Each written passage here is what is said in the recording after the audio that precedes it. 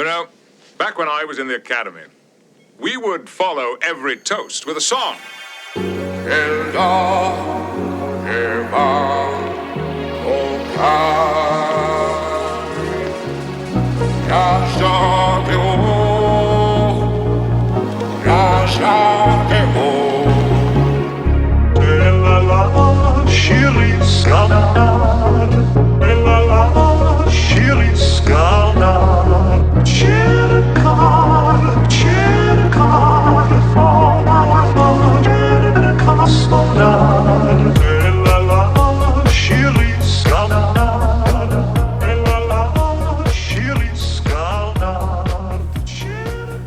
Okay, here we are. Actually, it's interesting. The mic's working really well tonight. I wonder if it's because everything's really quiet. But how are you doing tonight, Dad? Good. So Good, Jay. everyone, we're back here again for another live episode of Where No Bubs Has Gone Before.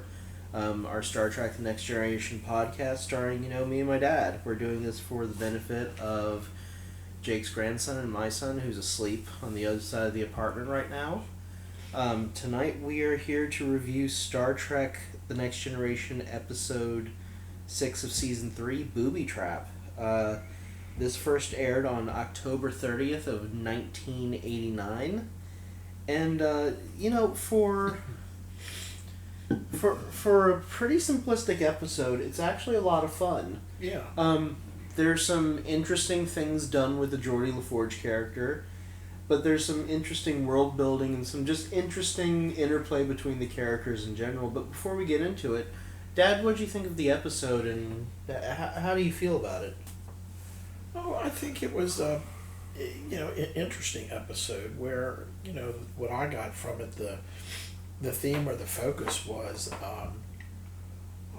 theory versus practice. And part of that was also, you and I watched the episode again today, right, for like the third time, and I really understood after watching a third time that one of the points that came up was that the situation that the Enterprise found itself in, one of the solutions was we'll just let the computer handle it because it can make calculations faster than a human can. Right. But then the counterpoint to that was, but the computer is going to be told what it needs to do, but it does not have the human intuity and experience as to how it can see where the situation's different and come up with an immediate different direction that may solve the problem. It's so fascinating that you brought this up because I think in some ways it's going to be kind of the crux of our episode tonight. We're going to talk a lot about AI and kind of the nature of how it's depicted in 1989 Star Trek versus how we conceive of it today. So let's get the audience into the actual story real quick. Yeah. And let's cover Geordi LaForge because his storyline is relatively short. Geordi LaForge is enjoying a holodeck date with Christy Henshaw when he is rejected by her after he calls up a holographic gypsy violin player to play Johannes Brahms' Hungarian Dance No. 5. Christy tells Geordi, of course, that he's a great person, but she does not like him that way. Meanwhile, Data and Wesley Crusher are playing 3D dimensional chess in 10 forward, the bar area of the USS Enterprise D, and remark on the asteroid remains of Aurelius 9, visible from the lounge's large viewport.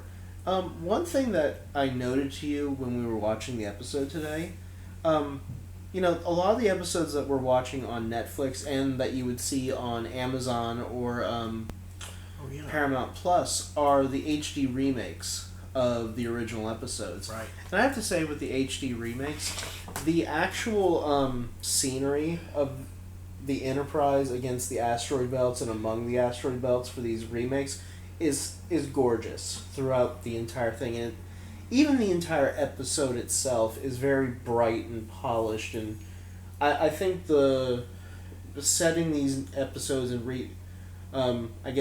reproducing them in high definition really has paid off in terms of how good they look. Oh wait, what? Oh, that was... Sorry, folks. Oh, okay. No, it was just... It's my antivirus software telling me there's no viruses. All right. If that even means anything anymore. Right. Exactly. So they discussed that neither side of the battle between the Promillions of Aurelius 9, that no one expected this site to be the final battle or the conflict, and that the destruction is impressive considering the primitive weapons used in the time period. To kind of give a little bit of framing for the audience at home, just so we don't have to go back over this again and again, the Promillions. The Promillions were a spacefaring civilization that was apparently in space 1,000 years ago, around the time that we were, as Picard will comment, still using steel crossbows and just perfecting the mechanical clock.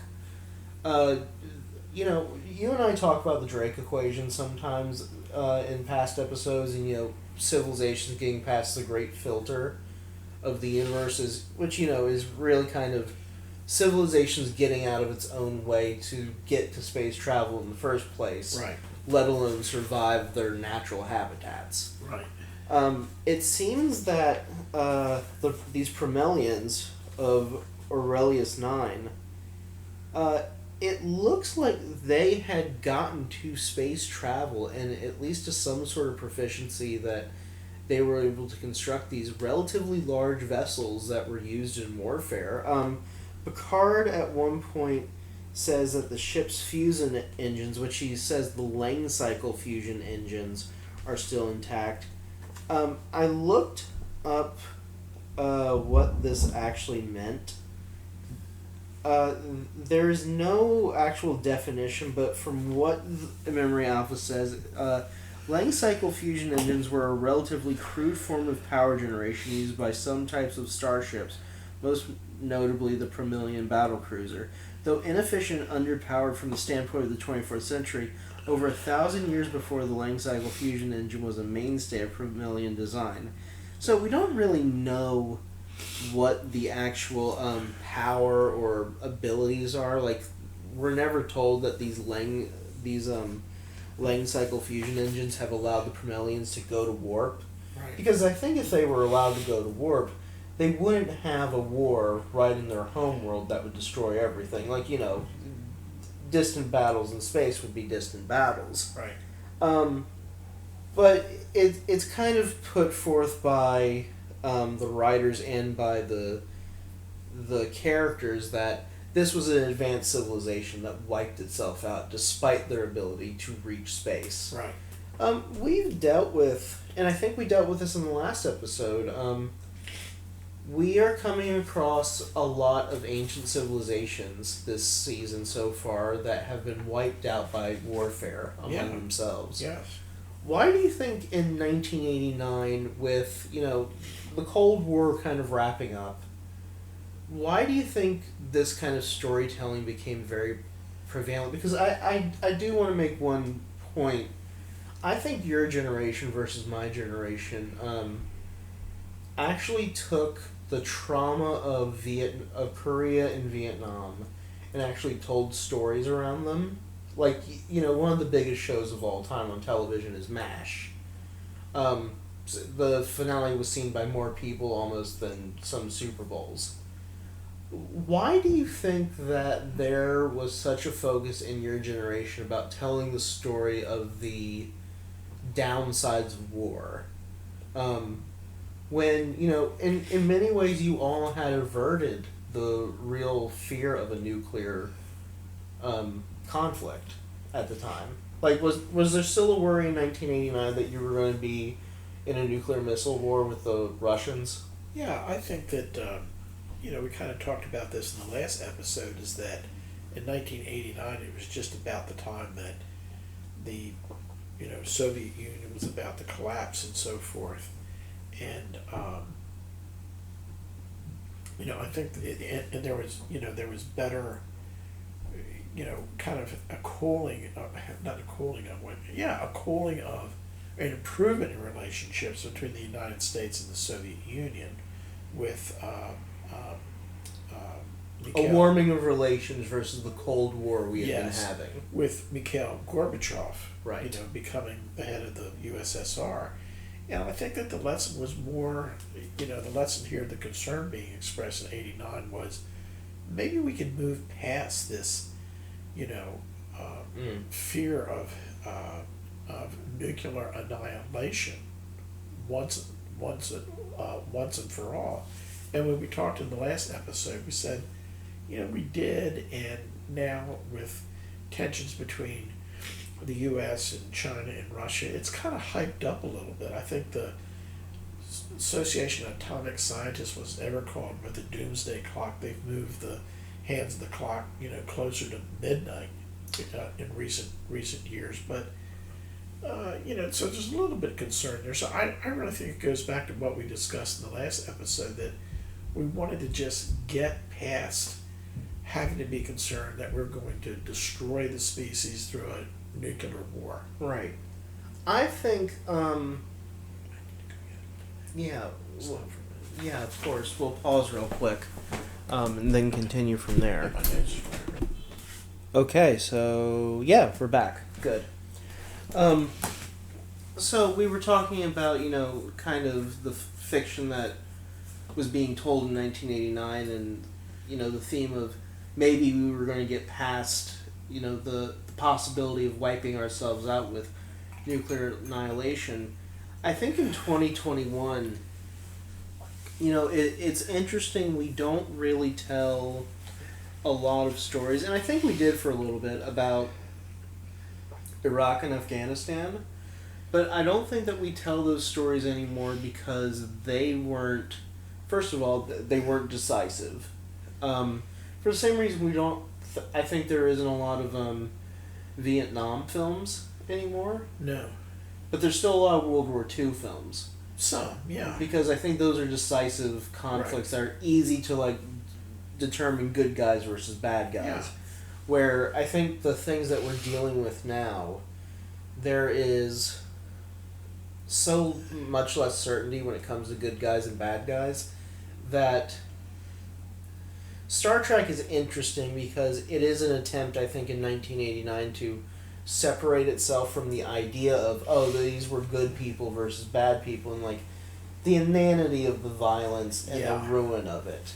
And I think that's a really kind of important storytelling aspect as well that I think is kind of getting lost today, if I'm being perfectly honest. And even if I have to have a criticism of the new Star Trek shows, Discovery and Lower Decks, which, I know you haven't seen yet, I do think that they are far more violent and a little bit more nihilistic than the previous Star Trek franchises. I think this previous Star Trek franchises, at least from the perspective of TNG and DS9 as I see them, are very anti-war. Now, I think that you could make the argument, I want to know what you think of this, because I know you watched some Voyager, and you've watched a lot of Enterprise. I think Janeway, at some point, becomes a pro-war character, and I think Archer is definitely a pro-war character because that show was post 9/11, and I think it was reacting in a way to that as well. Do you think that Star Trek has a noted anti-war theme to it, and do you think that that is continuous throughout the franchise? Boy, that's a really interesting question, because you have to, what you're doing is putting... Some of it's having to apply context to the time. Yeah, it's putting the writers into the context of the time. How is what was going on, in the world at that time affecting their psyche, their writing, and so forth. And I will say this for Voyager in its defense. Part of the problem with my question when it comes to Voyager is that Voyager's premise is that it is a lone Federation ship lost in the Delta Quadrant. At some point when Janeway runs into the Borg, what choice does she have other than to go to war and kind of turn into that sort of character to survive? Well, that's a good point about Voyager because I've started to watch Voyager a month or two ago, and I'm into the second season, maybe halfway through. Yeah.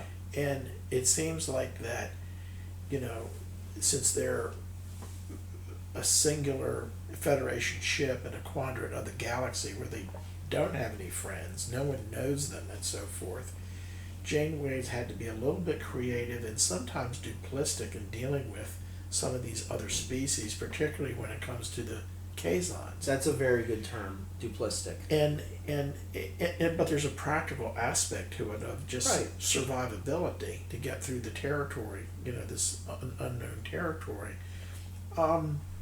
Well, it brings up an interesting question, and we'll get to the Archer side of this. Go ahead. But when it comes to Janeway, I've always looked at Janeway and the lessons I've taken from Janeway, because I think Janeway's clearly a heroic character. She's a hero. Yes. But I think the Delta Quadrant seems to be a galaxy full of bastards.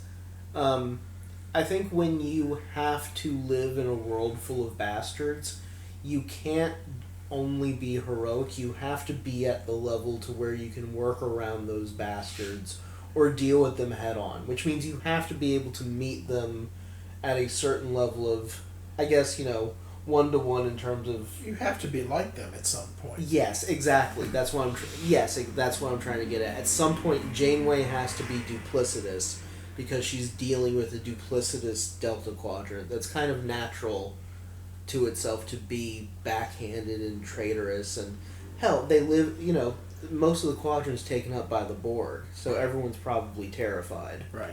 So, it's a different thing, but what were you about to say about Archer? Well, Archer,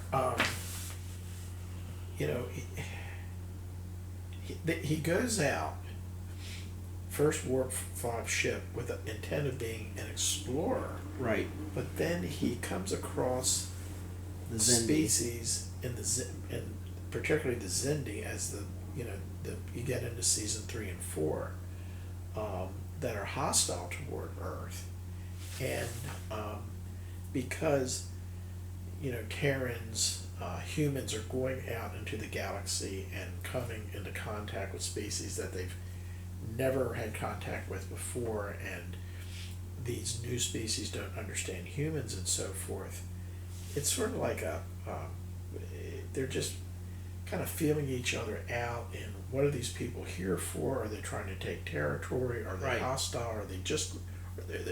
Are they really more than just explorers and so forth? So that's what kind of puts Archer into a combat role, a combative role, but particularly after the interesting thing to say about the Zindi, after the Zindi make the attack on Florida, Yeah. and kill 7 million people, Which is clearly 9/11.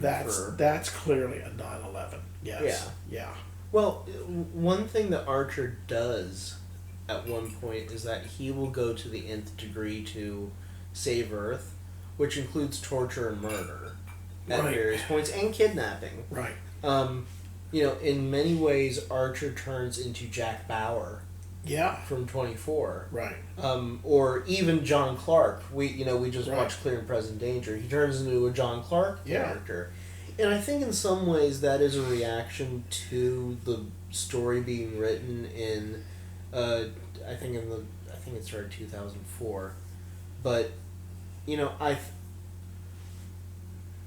I think the tenor of the time Star Trek is written in really does determine the storytelling. Yeah, that's a good point. And in 1989, I think it's a good and commendable thing that, you were living in a society, and I was 3 years old around the time, in a society that, was probably considering these things, because right now, there is kind of a dystopian feel to our Yes. fiction. Yeah. And I think there's this kind of idea that things are either going to fall apart, or there's these kind of natural conflicts that have to take place. Right. Now, Star Trek does posit a world where, we had to go through World War III because we had the augments. But we had to go through World War III and kind of watch society fall apart before we were able to, by chance have a Zevram Cochrane rise up and build a warp engine. So, Star Trek does have a history where Earth does destroy itself Right. to a certain extent. The Vulcans destroyed themselves and had to go through 1,000 years before they were able to get back to space travel. Which it seems like 1,000 years ago is probably the point where they divorced themselves from the Romulans or the Mentakans Right. as well. I think the point I'm trying to make here is the storytelling itself is very introspective in 1989 of maybe war is over. And maybe like the burden of having to carry the idea of that we're going to war is over, which is interesting to think about because in the very next episode we're going to be dealing with the Romulans and the ever-present chance of the Federation going to war with the Romulans. So it's a very interesting juxtaposition. It is, yes. There it is. Sorry, folks, I misplaced my phone.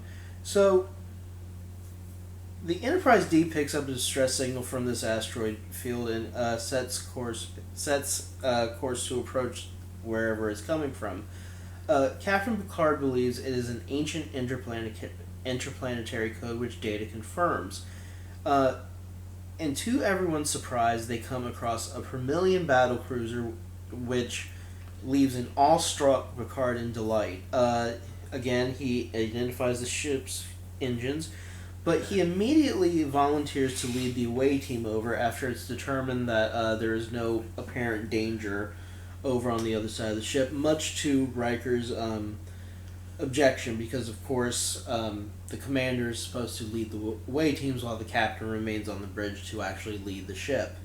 They actually have a really fun little interaction here walking down the hallway that leads to a question of, Picard says it's like finding a ship in the bottle. It's like, finding a ship in the bottle. And Will Riker has no idea what a ship in the bottle is. And they kind of go inside and they continue the conversation where, like, Picard says a ship in a bottle.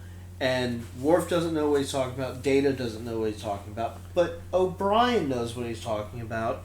And right before they beam over, it is, right after they beam over, Riker and O'Brien have this conversation where O'Brien's like, yeah, ship in bottles, I did them as a kid, it was great fun. I think the ship in the bottle concept is really interesting from both the perspective of it takes a lot of skill to build one of those things. I've never done it, but I've seen it done. It's very interesting. On the other hand, the conversation about the ship in the bottle itself seems to be revealing something about the 24th century that I think is almost cultural. You and I were talking about this earlier. Picard is from France. O'Brien is from Ireland. Yeah. Worf was raised in Russia, and Riker's from Alaska, from Anchorage, I think. But Worf and Riker have no idea what a ship in a bottle is. Data doesn't know because, Data's never come across it, so Data's naive.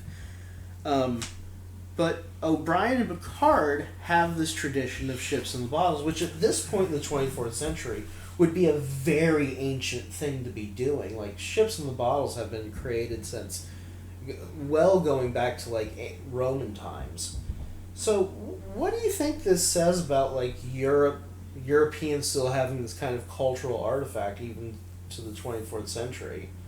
And even having it as part of, like, part of their speech. But it not being shared by other humans. It could mean that, those that are of the European tradition, even in the 24th century, that since Europe, in a sense, has a much longer history, that they just, some of those old traditions and hobbies and so forth just stayed around. I was thinking about this.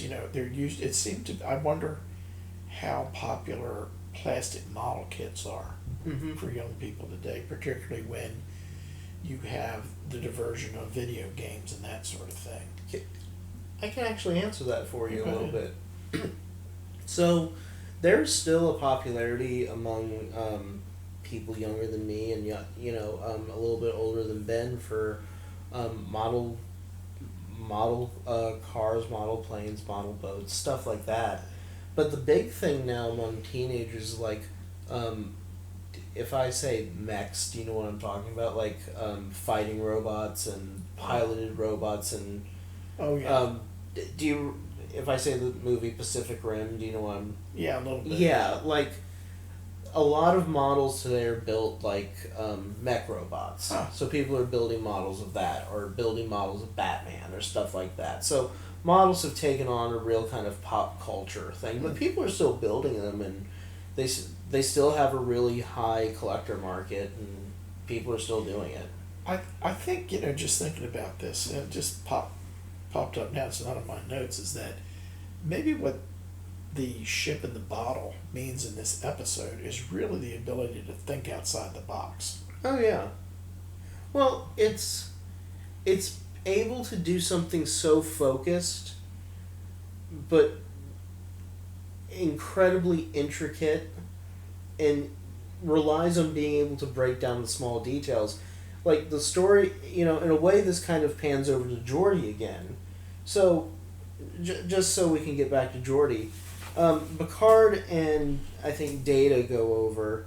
I think it's Picard, Data, and Worf. Mhm. They beam over, and Picard and Data kind of marvel at the simplicity and elegance of the ship for a little bit, and then they discover this kind of data cube that's very similar to their optical linear chip, which this is where Picard makes the note, like 1,000 years ago they were making crude versions of something we have now, and we were still using crossbows and perfecting the mechanical clock. They're able to access a message from the ship's captain, who proudly recounts the bravery of his crew and admits his failure as the ship is apparently going down. Mm-hmm. And they discover, of course, the corpse of the captain, which is, I have to say, very well done. Like, the Promillions look very interesting with their ridge, but they're still humanoid.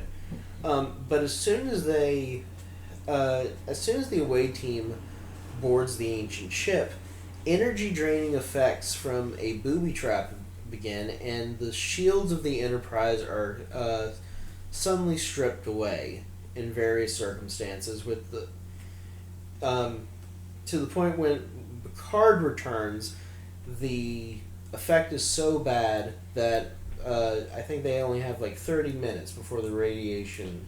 Yeah, they have the shield, the energy of the Enterprise is being drained from some reason, because they realize they need to get out of there, and they don't have impulse power, they don't have warp drive, even though all indications in engineering is that propulsion, the warp drive and so forth, works. But the energy to move the ship is just being drained away, and it's turned into a radiation. That's where the fatal part of the booby trap. Right. And so they're spending a lot of time trying to control the energy drain, slow down the energy drain to keep the shields going. But at some point, there's not going to be enough energy to maintain the shields, and then the radiation level will be strong enough that it will kill everyone on board within 30 minutes. First of all, thank you for explaining that so well. You did that better than I did. We always touch on in these episodes, the razor thin margins that these people are going into when they enter the exploration of space. Again, these are 1,100 people that will be dead in 30 minutes to radiation exposure because of one failure of technology. Just because there aren't these shields to stop the radiation from leaking in. I've been thinking a little bit more of the last episode when Picard and Troy have that conversation in the turbo lift about whether or not children and families should be on board the Enterprise. This is becoming more and more obvious that the answer to me, I feel, is just no. That they shouldn't. That they should not. Yeah. Well, this is a wildly dangerous moment to have 300 people who signed up to Starfleet. Like, they accept the risk of this. The other 700 to 800 that are on board, or 800 plus, it's stretching credulity that you're actually having them there. Yeah. Like, would you have civilians on an aircraft carrier and then have the aircraft carrier potentially go into a storm? There's just a lot of questions about responsibility and ethics that I think about now after we watched the last episode. Yeah. But one thing that is kind of immediately made clear when Geordi LaForge examines the problem is that there is a flaw being caused by I need to get this right. Don't go away, blah blah blah. Act 4.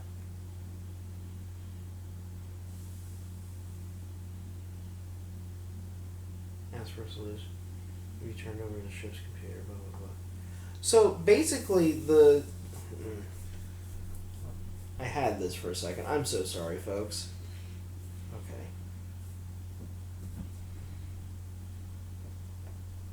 So the ship is expending too much power without going anywhere. The power's being drained away. The power is being drained away.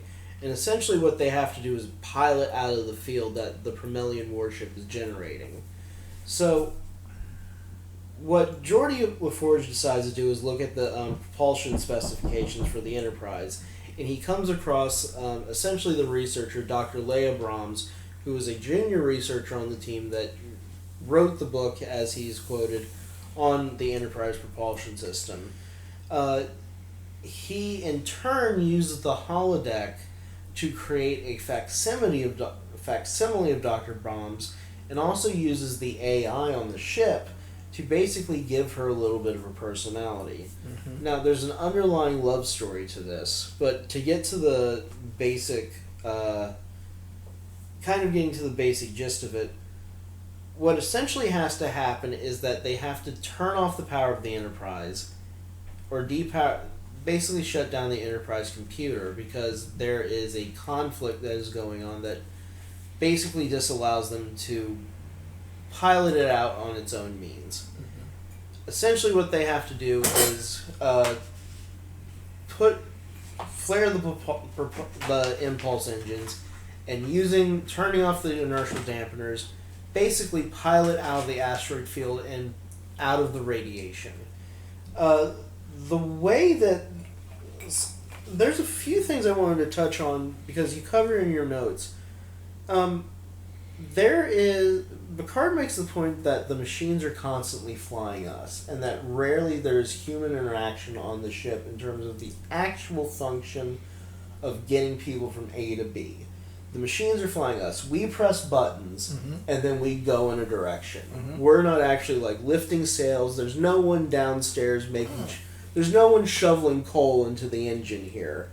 Everything is run by an AI.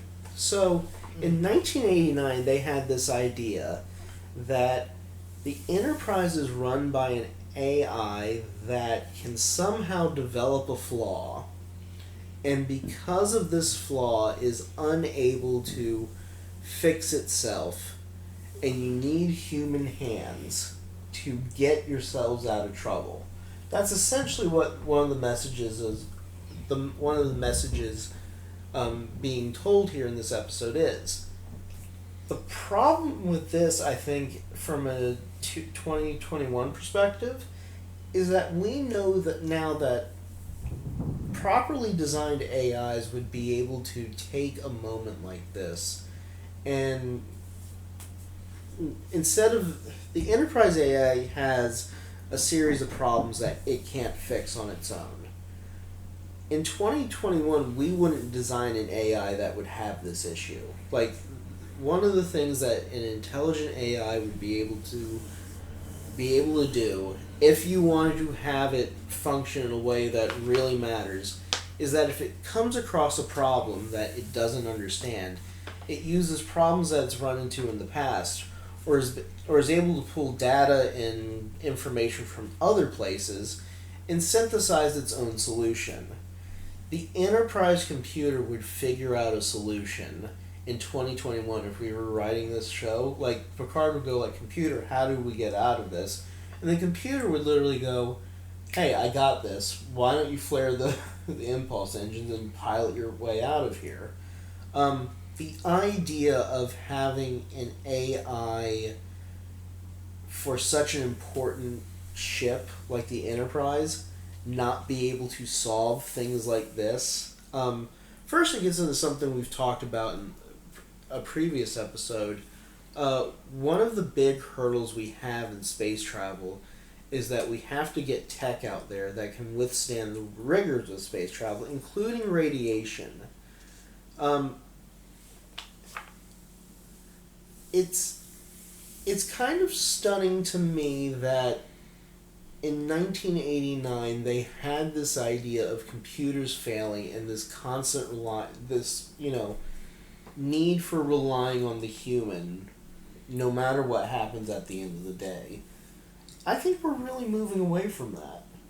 And I'm very curious to see what the writers would think about this episode if they knew how AI worked and what its potentials and possibilities were today versus what they were writing. Well, it gets back into the theory versus practice, because they were writing about AI on a more of a theoretical basis, as where now we have not perfected artificial intelligence. And we have some practical evidence now from AI. But we have some practical experience with it. We know what it can do and maybe cannot do at this point.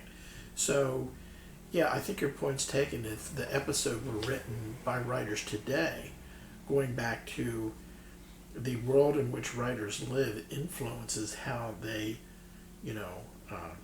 can perceive or conceive of a story. That if, writers today had even a rudimentary understanding of where we are with artificial intelligence now, the story would probably be different. Mm-hmm. Well, I think you would have to have an AI that would be... Actually, it would be the character of Dr. Brahms. Like, Geordi's... she would figure out things with much faster speed and clarity, with Geordi giving her details, than he and her like sitting there on the holodeck for 45 minutes throughout the episode, trying to figure out and pulling their hair about this and having arguments. At one point they were right. Geordi and the image, if that's the right term, of the hologram. Dr. Brahms, the hologram of Dr. Brahms, were running simulations. And one they ran, and the Enterprise was able to get out because the computer was able to make calculations and changes fast enough. And then Geordi said, okay, let's run it again to make sure it's consistent. And it didn't. Mm-hmm. So, But the AI, I think AIs of today would actually know that. Mm-hmm. And they wouldn't have this kind of like... You wouldn't have the hologram of Leia Brahms. If she was written in 2021, it would be very weird to write a scene where, like, the hologram goes, well, we'll make it. And it's like, no, the hologram will be like, oh, there's a 47% chance you're going to blow up. So, I think it's speaking to... I think in a sense in the late 80s, and, please speak against this or in support of it if you agree. I think that there is such a shift in technology from 1989 to now that there was no real way to expect something like what we're dealing with now in terms of... I would agree, sure. Even predicting Yeah, I mean, this. even just looking at the power of computers. Yeah. Yeah. Well, it's funny because in many ways the technology that we see around us, Star Trek inspired a lot of it. Mm-hmm. From the communicator to our smartphones. everything from some of the way NASA takes some of its science and actually designs some of the scientific apparatus. I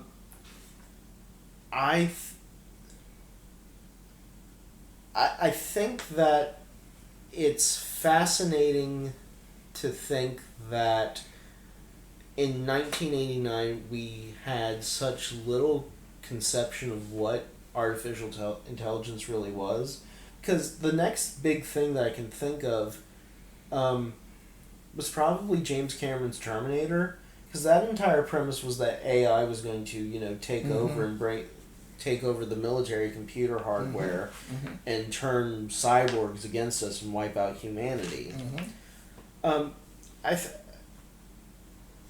I think today the idea of AI wiping out humanity is losing less and less. I think it loses more and more credence by the year. I don't think AI is going to wipe out humanity. It'll definitely wipe out jobs.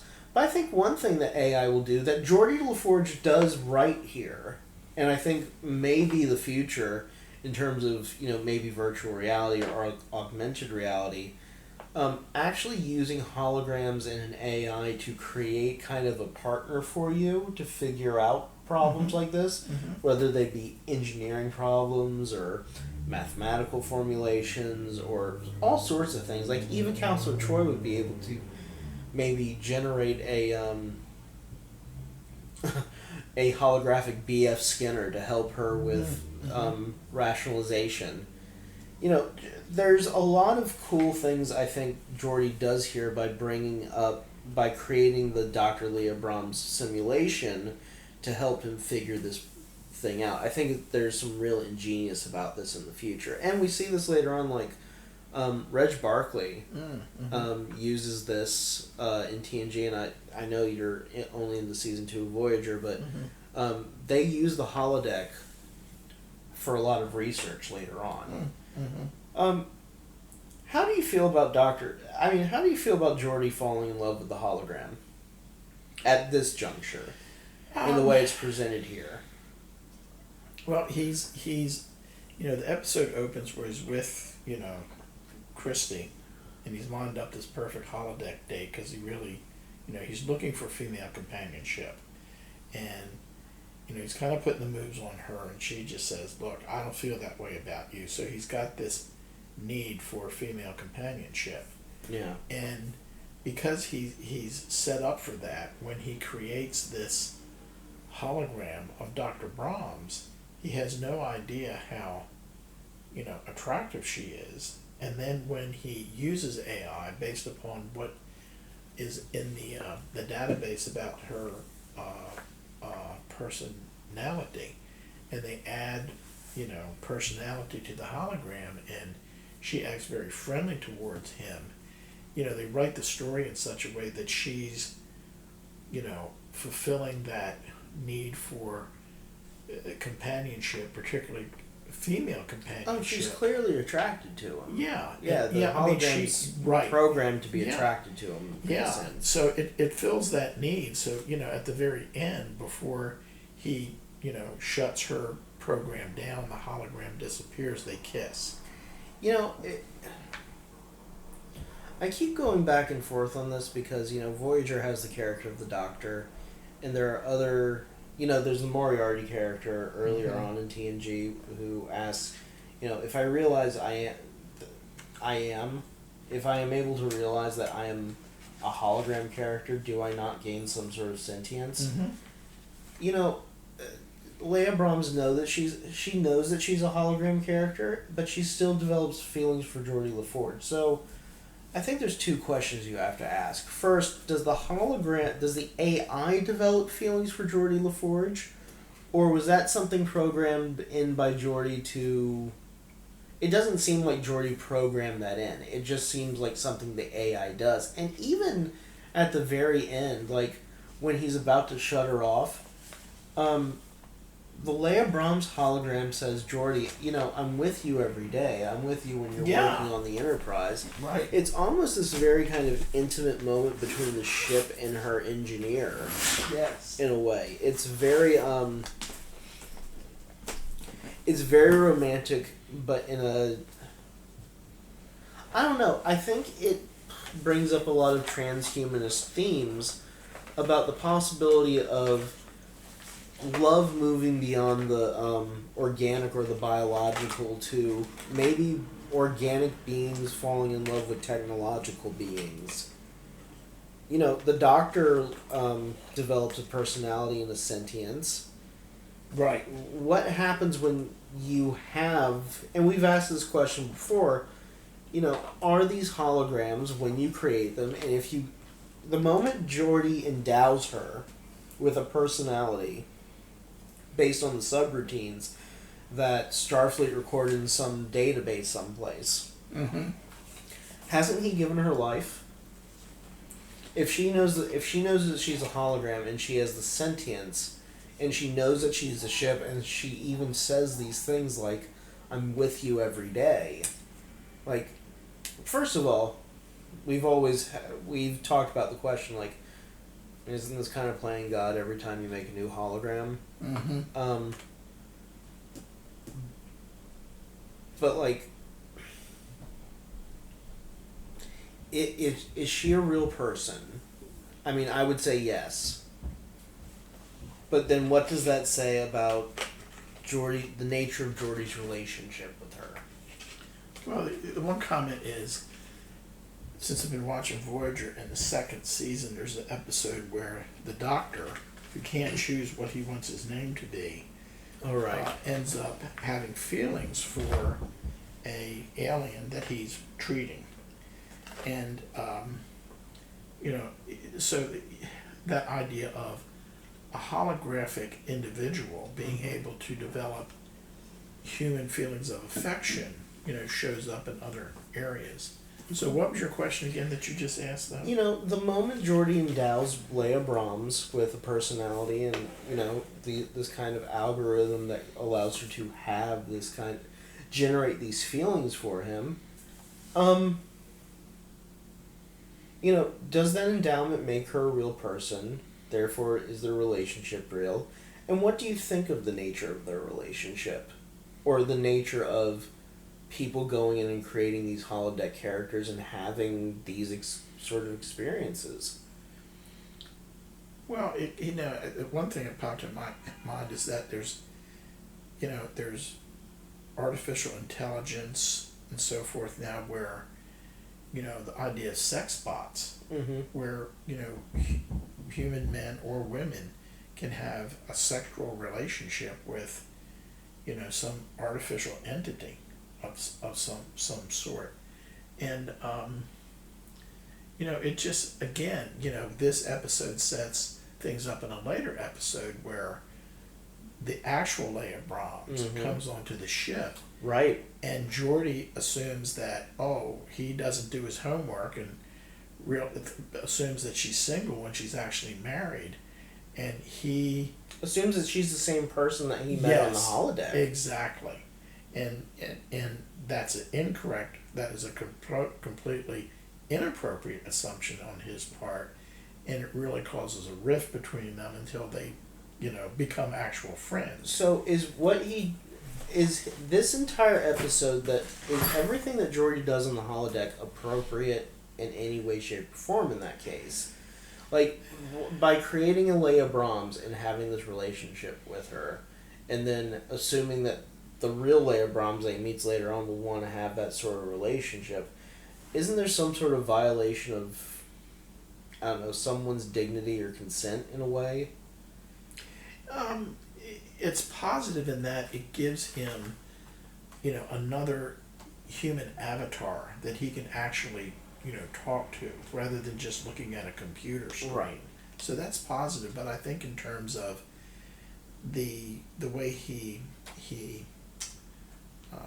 you know, uses her holographic image with the personality out of the database, it is definitely an invasion of her privacy. There's a real ethical quandary Yeah, there. there is. And Yeah. like, you know, like you said, I think it's one thing to like have her assist him in fixing the Enterprise, but the feeling aspect, I think, gets into some really inappropriate territory, and even like him going off by himself. Like he's the chief engineer, and he's spending time in the holodeck making out with the hologram.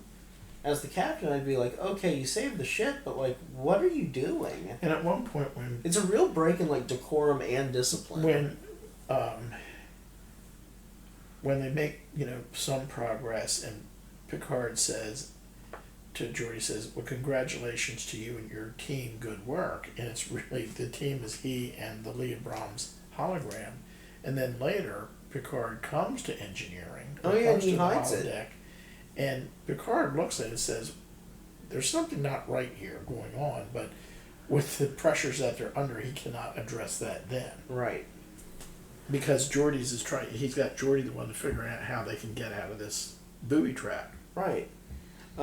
Which, by the way, they say the term booby trap like 40 times this episode. Right. The writers had the word fucking booby trap like pasted throughout this script. Right. I don't know how many times we had to roll credits.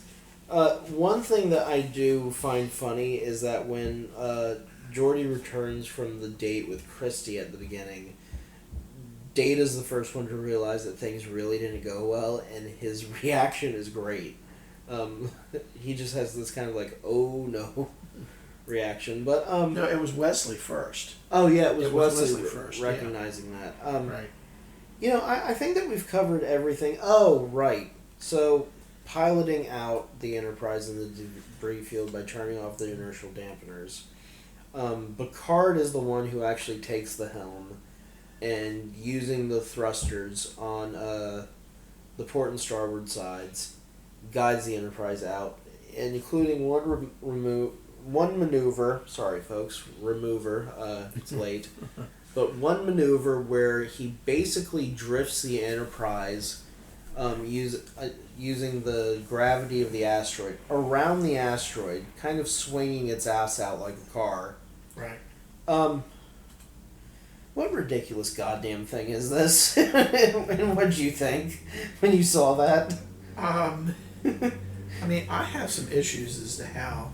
It feels like Rick Berman's really taking the piss with us. I don't understand the whole logic of how... No, there is no logic. There's, we need to shut everything down because any energy we give to the booby trap is just going to turn into radiation. So I get the part about shutting everything down, other than life basic support. life support, and thrusters are just like having CO2 cartridges in strategic places on the ship.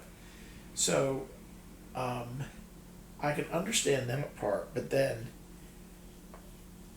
Picard taking the helm. I mean, if you go on YouTube, something will pop up that it just says Picard shows his pilot skills. Yeah. It's like, okay, was this just for Picard to show his piloting skills? Kinda, I guess. Like it's so random for him to just take the helm and do this. But the thing where it might make sense, it gets into the whole thing going back to theory versus practice and having actual experience. True. That after he does this slingshot maneuver around the asteroid, Data says to him, he says, "Oh, you used the asteroid's gravity to slingshot us around to increase our velocity, so we cleared the whole booby trap field." Right. And that was key, I think, that Data's comment, because why couldn't Data figure that out? Right. Well, even Data's AI. Like, Data has a problem-solving AI. Why didn't you send Data in to help Geordi in the holographic simulation? Or have Data stand beside Geordi most of the episode and have them figure it out together? Well, I think it goes back when we talk about writing. It's just that, the writers have the challenge of creating an interesting story. But when you really stop to really pick it apart and think about it, the technology and the logic and the science, it's like, wait a minute, what about this? And hey, what about that over there? The thing is, I think this is still a really good episode. Yeah. I mean, it's short, it's fun. There isn't you don't have to put a lot of energy into thinking about things for this, and it's purely science fiction. And we have to remember, the reason these shows were written are for entertainment. Absolutely. Well, Dad, thank you for joining me tonight. I think this was another great episode. We will be back, and unfortunately not live, but we will be back next time for Star Trek Season 3, Episode 7, The Enemy. Thank you for joining me. Thanks, Jay. Have a good night, everybody. Night. Ah.